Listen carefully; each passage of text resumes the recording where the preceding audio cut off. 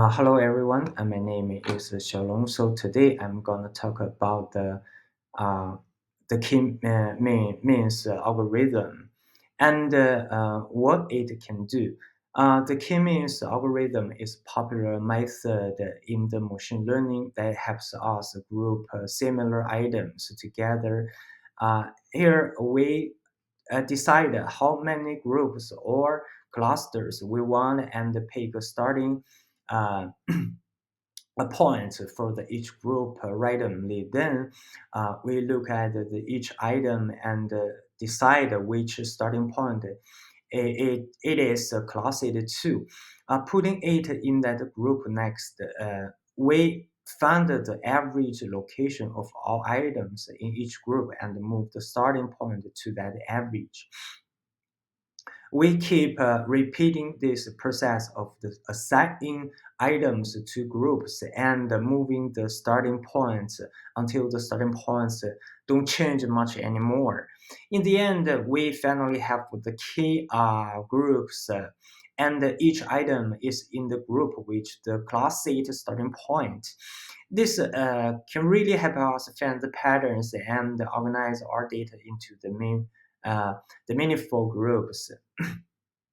And the next part, how key means help us. Key means is used in many areas. For example, in business, it helps companies understand the different type of customers by grouping them based on what they buy or their age.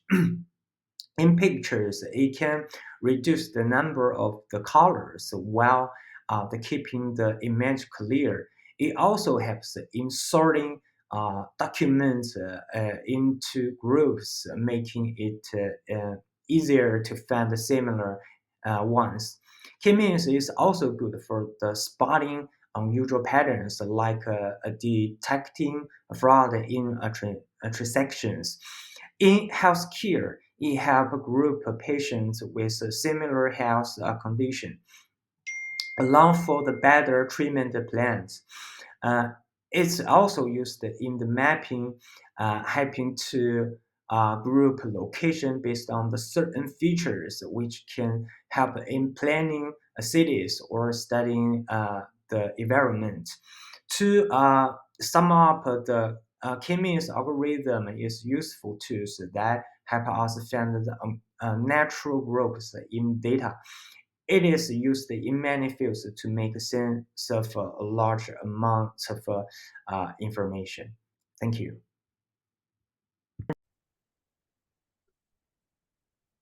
Oh, hello everyone. My name is Kemas Shiddiq and my metric number is A21EC4047. And I would like to present about the feature for our program. So our program, as my friend just explained, for our dataset is the acceptance, the applicants, the books, estimated cost for the books, the full-time undergrad, the part-time undergrad, and etc. As we can see here, this is one of the feature for our Python program. We can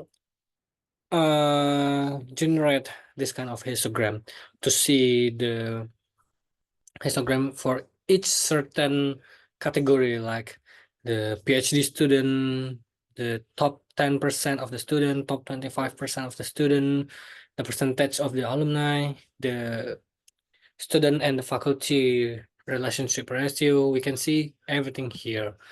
Not only that, we also have the box plot for the numeric columns, also for the certain or specific category. We have the heat map too. We can generate heat map, scatter plot. So we can see here the k-means generate and clustering all the data set and generate the scatter plot into right here, each of the category. The violin plot, and then the elbow method, all of it. So all of these features that we have in our program, the user can decide which feature that or which method that they want to produce, they want to generate. Either it is an elbow, violin, scatter plot, correlation heat map, the box plot, histogram, all of it. The user can decide which visual that they want to uh, generate with our program. So that's all about the features. Thank you very much. Assalamualaikum warahmatullahi wabarakatuh. My name is Fathan Rasi Muhammad. My metric number 821EC4045. In here, I want to explain about the code details of our project. So first, we need to read the dataset from the CSV file or Excel file, which we use pandas, and then we need to map the first index of the dataset with with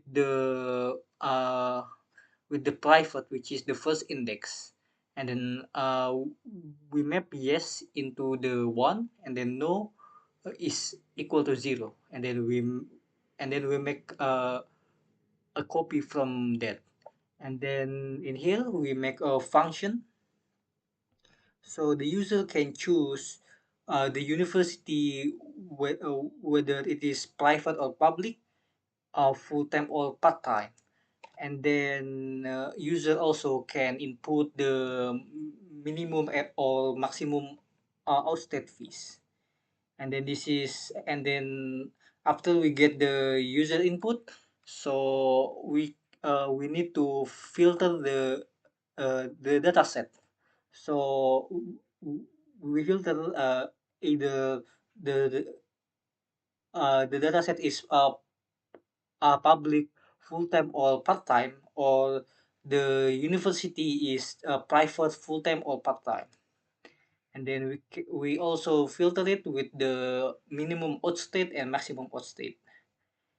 And then in here, this is the function for training the k-means. So so in here we make a tree cluster. So there is a tree cluster from the filtered data set, and then after uh, we make tree cluster, so we will display the all of the filtered data and then the clustered data, and then this will display all of the cluster information, and then this is for function for the data visualization, which is we display the graphs. The graphs, we have histograms and then box plots from the filtered dataset, and then we have heat map and as and scatter plots.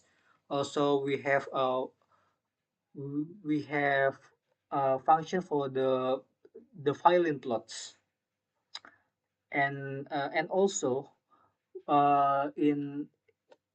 in our program we have the elbow method, which is this is um, for finding the best the best cluster, the best number of cluster for this data set, and then this is the the user interaction from here. This is the main function and user interaction. So the user uh, can choose he or she want to display which diagrams from 1 to 6. This is for displaying the elbow method. So this is for finding the the best value of number of cluster for this data set. Okay, that's all for me. Thank you. We run our code. This is the output. So user can enter which is private or public, and then maybe full time, and then minimum outstate fees, maximum.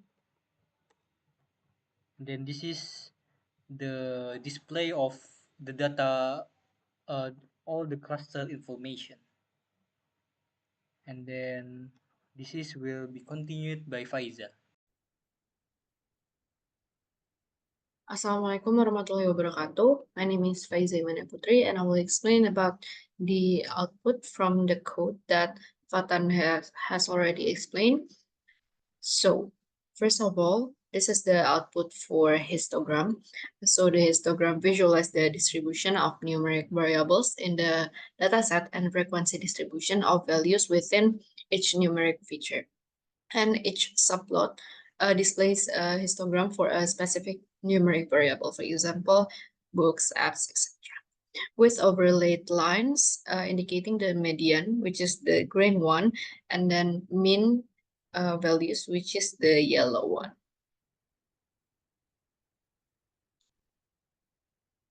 And then this is for the box plot. So the box plot output summarize numeric data distributions by displaying quartiles, median, IQR, and outliers. And they help compare variability across variables and identify outliers. And each subplot illustrates a variable spread with a box for IQR, median line, and whiskers for a typical value range.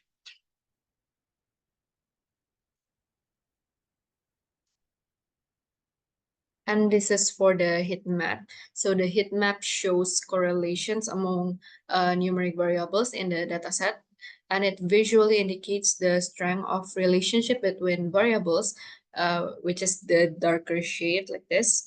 And then the darker shade is for strong positive correlations, and the lighter shade, for example, this for negative correlations. And then, sorry. So this is the scatter plot. So this plot compare acceptance threat against various numeric features, for example, enroll, undergrad, etc. And each plot focusing on one feature like apps, yeah, right, like that. And they visually illustrate how acceptance rates vary with different factors and how clusters segregate the data.